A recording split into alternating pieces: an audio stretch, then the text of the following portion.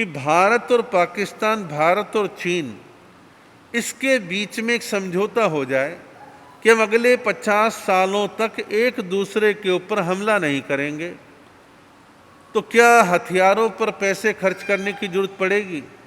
नहीं पड़ेगी। हालांकि आज वर्तमान में कोई बड़े हथियार खरीदे जाते हैं तो इसको राष्ट्र की सुरक्षा से जोड़ करके उसको ऐसे पेश किया जाता है, भारत कितना सुरक्षित हो गया। होता क्या है, दो देशों में युद्ध हुआ तो दो या तो बराबर के या उनमें से 20-30% कम ज़्यादा ताकतवर होगा। कोई थोड़ा जल्दी हार जाएगा, कोई देर से हारेगा, हारेंगे सब कोई, और उससे विनाश ही विनाश होता है, मानव जाति का नुकसान होता है। तो अहिंसा जो अपने आप में संपूर्ण है, इसको अपनाने की आवश्यकता कल थी, आज है और आगे भी रहेगी। हिंसा को उत्पन्न करने वाले लोग कभी भी शांत नहीं होते। हिंसा करने वाला तो भी अशांत है और झेलने वाला भी अशांत है। कहीं कोई शांति और सुख जो है हिंसा में महसूस नहीं होता। महात्मा गांधी ने भारत की आज़ादी के आंदोलन को अहिंसा के द्वारा संचालित किया। हालांकि इस पर कंट्रोवर्सी हो सकती है, अनेक मत, अनेक विचार हो सकते हैं, अनेक प्रकार के कुतर्क दिए जा सकते हैं, लेकिन पूरे विश्व के अंदर अपने आप में एक आदर्श उदाहरण है कि आज़ादी के आंदोलन में हिंसा जो है कम मात्रा में हुई। कम मात्रा, लोग घायल ज़्यादा हुए, मरे कम, मरे लेकिन कम। यदि हम और विश्व की क्रांतियों से, आज़ादी के आंदोलनों से कंपैरिजन करें तो कम हुआ। कारण क्या था? अहिंसा। तो अहिंसा जीवन में संपूर्ण है, अच्छी है, साताकारी है। अब देखिए, हम जैन साधु साध्वी जो भी देश में वर्तमान में लगभग 17,000 के आसपास हैं, हमारे जीवन का एक महत्वपूर्ण हिस्सा वो सारा अहिंसा से आप्लावित है। और हम जब ये नियम व्रत लेते हैं तो हम यही कहते हैं, मन वचन काया 3 करण 3 योग से हम इन व्रत को अंगीकार करते हैं। तो उसमें हिंसा की गुंजाइश नहीं है। हिंसा हो सकती है प्रमाद से, चलने फिरने से, लेकिन अंदर एक चेतना है, मेरा अहिंसा व्रत है, मुझे अहिंसा का पालन करना है। अब विहार करते समय बहुत संभल के चलते समय कोई जीव जंतु पांव के नीचे आ सकता है, लेकिन भाव क्या है कि मैं अहिंसा का पालक हूँ, मुझे अहिंसा पालनी है। प्रमाद में, भूल चूक में कहीं कुछ हो भी सकता है, तो हमारी जीवन शैली अहिंसा की है। बात आपकी आती है, आप गृहस्थी हैं, गृहस्थियों में स्थितियां अलग अलग हैं। एक वो गृहस्थी है जो केवल नाम के जैन हैं, जिन्हें अभी बोध नहीं है, ज्ञान नहीं है, समझ नहीं है, समझने की कोशिश भी नहीं है, और आधे अधूरे मन से कुछ थोड़ी बहुते बातें सुन ली, बस आस्था तो है लेकिन आचरण नहीं अहिंसा का। और आप में ही ऐसे गृहस्थी लोग भी हैं जो जागे हुए हैं, समझे हुए हैं, तत्व बोध को समझे हुए हैं। उनकी हर संभव कोशिश रहती है कि मैं हिंसा से जितना बच सकता हूँ उतना मैं बचने का काम करूँ। और ऐसे श्रावक श्राविकाएं अहिंसा को अपने जीवन में अधिकतम अपनाने की कोशिश करते हैं।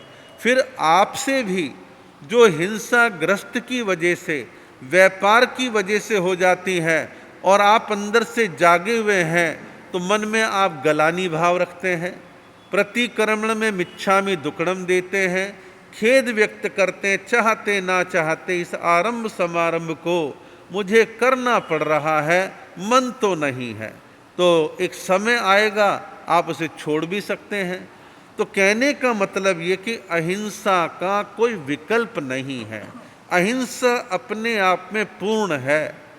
अहिंसा का साहित्य इतना निकला हुआ है, उसकी बारीकियों को हम समझे। भाव हिंसा, कितनी बढ़िया बात है, भाव हिंसा। भाव भी यदि खराब है तो आप भाव हिंसा कर रहे हैं। तो हमारे को अपनी मन से, वचन से, काया से संपूर्ण अहिंसा का पालन करना चाहिए। ये ही शांति का मार्ग है। आगे अगला सूत्र कहा है, किम अत्थि उवाही पासगस ने विजयी नत्थी। कहा है वीतराग सत्य दृष्टा की, वीतराग सत्य दृष्टा की कोई उपाधि होती है या नहीं? तो कहा है नहीं होती, नहीं होती। वीतराग सत्य दृष्टा की कोई उपाधि होती है या नहीं होती? नहीं होती। अब आप देखिए, वीतरागी को हम कितने ही अलंकार दे दें, कितने ही शब्द दे दें, कितना ही कुछ कह दें, उसकी कोई उपाधि नहीं है। वो अपने आप में पूर्ण है, उसका कोई विकल्प जो है नहीं है। अब देखिए, हम सभी साधु साध्वी क्या कहलाते हैं कि वीतराग मार्ग के हम पथिक हैं, वीतराग मार्ग के हम पथिक हैं। अब हम पथिकों को उपाधियों की आवश्यकता है या नहीं? नहीं है। सच तो यही है कि उपाधियों की आवश्यकता नहीं है। फिर आप कहोगे उपाधियां क्यों लगाते हैं? अभी उस मार्ग पर चल रहे हैं, पहुंचे नहीं हैं। अब हमें कोई कह दे आप वीतरागी हो गए, हुए नहीं, उस मार्ग के पथिक हैं। अब इसमें थोड़ा सा अपने आप से प्रश्न, अपने आप से चिंतन करने की आवश्यकता है कि मेरे नाम के आगे, किसी अन्य साधु साध्वी के नाम के आगे हमने स्वयं ने, संघ ने, समाज ने कोई पदवी अलंकार लगा दिया, तो क्या इस पदवी अलंकार से साधु जीवन के मूल में कोई असर आएगा? कोई लेना देना नहीं। व्याख्यान वाचस्पति कह दिया तो क्या, और नहीं कहा तो क्या? मधुर वक्ता कह दिया तो क्या, और नहीं कहा तो क्या? किसी को कह दिया भी राष्ट्र संत, मन में खुश हो लो, अहंकार पाल लो, नुकसान ही है। अब राष्ट्र संत क्या होता है? कुछ भी नहीं। लेकिन लोग बाग जो राष्ट्र संत लगा के और दे के बड़े खुश होते हैं कि हमने पदवी दे दी, हमने चादर दी, हमारे संघ ने ये वाला अलंकार दे दिया। एक बेमतलब की होड़ सी जो है वो लगी रहती है। अब जैसे उपाध्याय पद है, ये धर्म संघ में एक व्यवस्था का नाम है, व्यवस्था का नाम है, इससे ज़्यादा कुछ नहीं है। भाई एक उपाध्याय पद के अतिरिक्त भी ज्ञानी विद्वान साधु साध्वी नहीं है क्या? है, संघ में होते हैं। उनको पदवी नहीं मिली, क्या वो ज्ञानी नहीं है? तो उपाध्याय पद जो है संघ में एक व्यवस्था का नाम है। प्रवर्तक का पद, प्रवर्तनी का पद एक व्यवस्था का नाम है। और आचार्य उपाध्याय भी व्यवस्था का नाम है।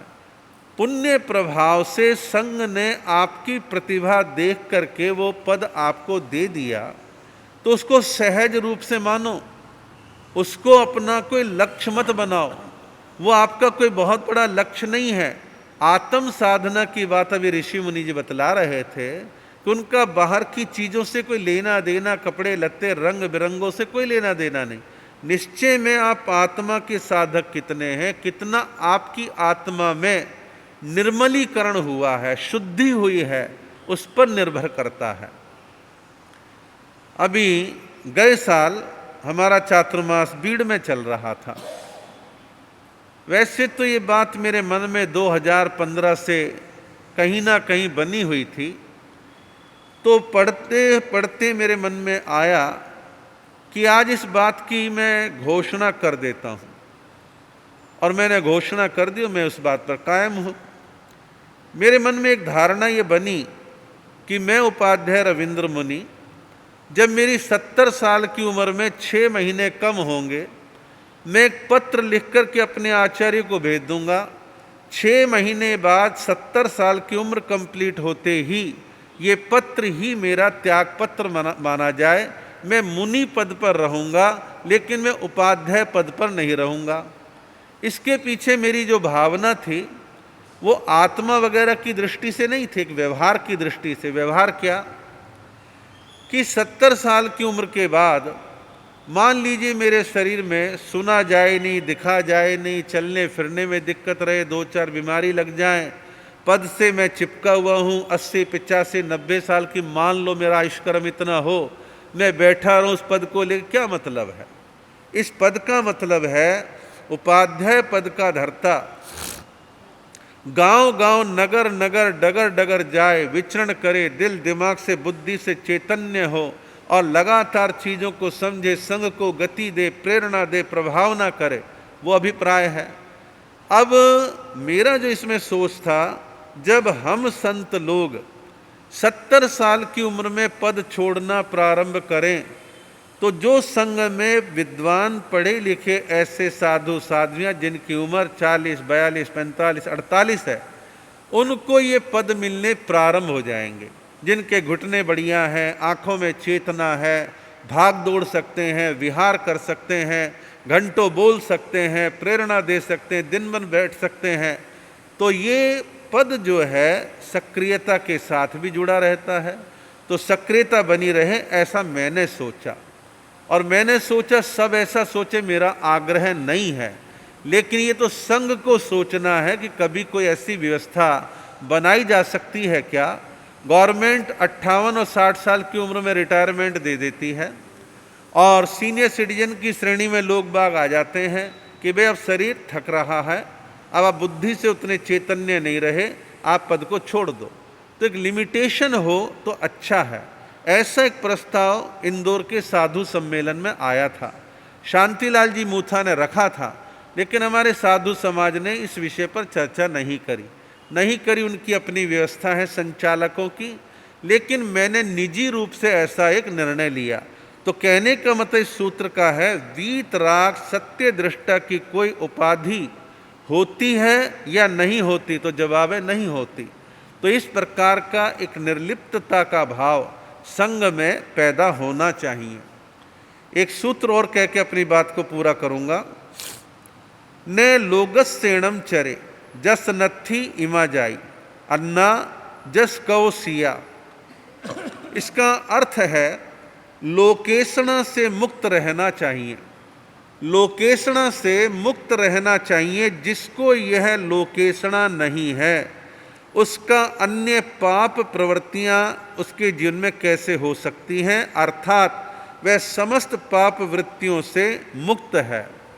लोकेशणा प्रसिद्धि की भूख, नाम की भूख, दुनिया मेरे को जाने, दुनिया मुझे पहचाने, ये भूख साधु को भी हो सकती है और ग्रस्त को भी हो सकती है।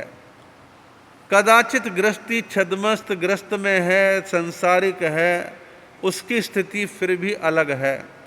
लेकिन साधु को, साध्वी को यदि नाम की भूख लग गई, लोकेशणा नाम की भूख, प्रसिद्धि की भूख, कि मेरे नाम के साथ ये अलंकार लगाओ, मेरा बैनर इतने बाई इतने का होना ही चाहिए, आपने हमारी पत्रिका नहीं छपवाई, आपने हमारा फंक्शन नहीं करा, दुनिया मेरे को जाने, तो ये जो चाहत कामना है ये रास्ते से विचलित कर देती है।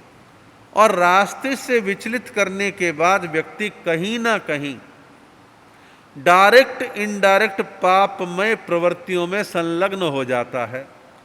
अब जैसे मान लो दीक्षा जयंती, जन्म जयंती किसी की आई और उसने एडी से चोटी तक का जोर लगा दिया कि 5000 की गैदरिंग तो होनी चाहिए, और लगातार आग्रह है, आप तो हमारे भगत, तो आपको तो बस लेके आनी चाहिए, आपको तो रेल का पूरा डब्बा बुक करके लाना चाहिए, आप 2-4 गाड़ियाँ इकट्ठी करके लेकर के आओ। आप करते क्या हो? हम तो साल में एक ही बार बोलते हैं, आप हमारी संप्रदाय के हो और आपको इतना भी ख्याल नहीं है।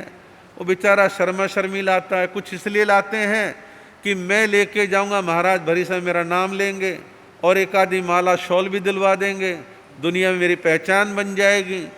इस शर्मा शर्मी लिहाजों में वो बसें गाड़ियाँ दौड़ती आ रही हैं, कितना आरंभ समारंभ हो रहा है, मैं कहता हूँ सहज भाव से भीड़ आ गई कोई दिक्कत नहीं, सहज भाव से, लेकिन उसके लिए इतना प्रेशर बनाना, आग्रह रखना और ये भावना रखना कि ये लोग तो 10:30 से पहले हमारे प्रवचन में नहीं है, अब 11 बजे आए हैं, शक्ल दिखाने के लिए आए हैं, उनका प्रवचन सुन के आए हैं, हमारा नहीं सुना है, इन्हें मंगली भी पूरी नहीं सुनानी है, इन्हें जल्दी चलता कर देना है, इन्हें टाइम नहीं देना है। ये बीमारियां किनके साथ हैं?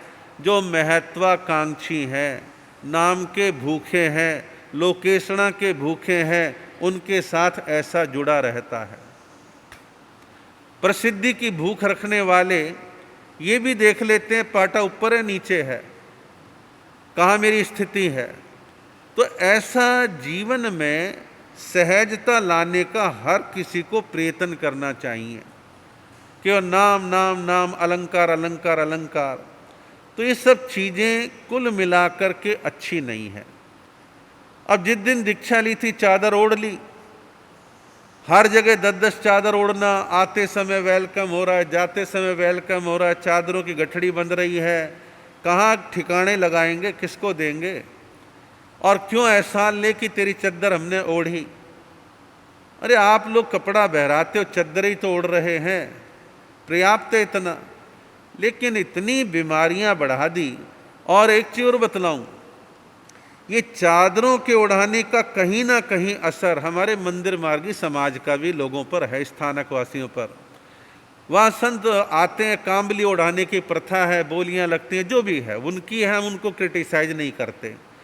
उसकी देखम देख यहाँ शुरुआत हो जाती है। अरे महाराज का मान लो जन्मदिन आ गए, पहली बात तो है दीक्षा लेने में जन्मदिन का महत्व नहीं होना चाहिए। दीक्षा दिन का हो, संयम दिन का, फिर भी समझ में आता है, लेकिन ट्रेंड है, मैं अकेला तो सबको रोक नहीं सकता। तो उसमें क्या है, हर परिवार अपनी अपनी चद्दर ला रहा है, क्या मतलब है, क्या इसका अर्थ है, क्या लॉजिक है? कुछ नहीं है। और इनको मैं समझता हूँ सहज रूप से छोड़ देना चाहिए, वो अच्छा रहता है।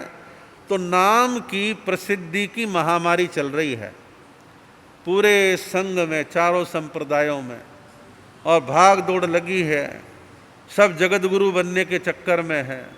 और कह दो ना किसी अन्य साधु के सामने, वो कहें, वो महाराज अपने मन में सोच रहे हैं कि ये शायद श्रावक श्रावक प्रथम बार ही किसी के पास आए हैं, और कह दो कि महाराज हाँ ये स्वाध्याय, ये तत्व ज्ञान फला से सीखा था, कौन? हमारे गुरुदेव ने प्रेरणा दी थी, चेहरा उतर जाता है। कौन से गुरुदेव? कब उनके परिचय में आए थे? कब आपने गुरु धारणा ली थी? वो ताक में थे, मेरे से ले ले। क्या जरूरत पड़ी है? अरे किसी को लेनी होगी ले लेगा, नहीं ले ना ले, क्या फर्क पड़ रहा है? लेकिन ये सब बीमारियां बहुत बढ़ी हुई हैं और इसका शमन करने का प्रयत्न सबको करना चाहिए। आप तो एक ही काम कर सकते हो, इसमें बढ़ाने में सहयोगी ना बने, बढ़ाने में सहयोगी ना बने, उसमें हाथ खींच के रखें। तो इस प्रकार, और एक बीमारी और थी, हमारे को अभिनंदन पत्र दो जी, आपने तो अभिनंदन पत्र नहीं दिया। अभिनंदन पत्रों की सारी भाषा आर्टिफिशियल होती है, कृत्रिम होती है। आप हिमालय से ऊंचे हो, आप समुद्र से गहरे हो, आप चांद सूरज की तरह हो, बड़ी बोरियत भाषा है। आपने दिल से श्रद्धा से कोई एक शब्द कह दिया, वही बहुत है। महाराज बड़ी कृपा करी ज्ञान दे करके, हो गया, इससे ज़्यादा क्या कह सकते हैं? तो ये औपचारिकताओं से हम जितना बचेंगे, संग स्वस्थ रहेंगे, साधु साध्वी स्वस्थ रहेंगे। स्वस्थ मतलब शरीर से नहीं, मानसिक तौर पर। तो इसलिए ऐसा जीवन में हम करें। और कहीं तो प्रसिद्धि की भूख में इतना लिच्चड़पना करते हैं, इतना हल्कापन दिखाते हैं, बड़ा अजीबो गरीब लगता है। फला सिंगनी, फला सिंह, फला प्रांत का सिंह सिंगनी, अजीब है। तो खैर बातें बहुत सारी कही जा सकती हैं और सूत्रों की चर्चा आगे करने का भाव रहेगा। सूचना कोई विशेष फिलहाल नहीं है, आगे आने वाले दिनों में सप्ताह में आपको सूचनाएं दी जाएंगी, शनिवार इतवार से अगले सप्ताह की।